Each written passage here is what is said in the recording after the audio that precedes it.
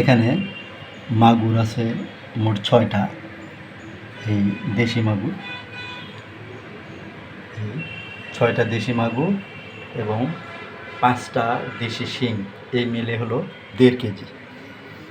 আর এখানে এই বাইলিয়া মাছ, এই বাইলিয়া মাছটা 1500 টাকা কেজি। এখানে বাইলিয়া আছে মোট 7টা।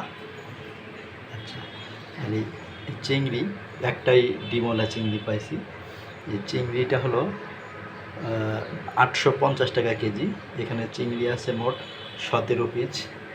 আচ্ছা, এই মাগুর এবং দেশি শিং এখান থেকে এই যে ডিম বের হয়েছে, এই যে যেগুলো একটু কালো কালো দেখছেন, এগুলো হলো এই শিং মাছের ডিম, আর একটু হালকা লাল লাল ওগুলো হলো মাগুর মাছের ডিম, আর একদম সাদা ওগুলো বাইলে মাছের তেল মনে হচ্ছে।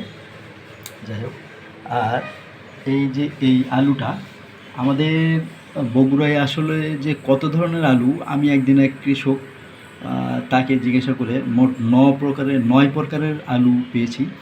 এর মধ্যে হাগড়া আলু যে প্রায় আমি ভিডিও দিই, আপনারা দেখে থাকেন,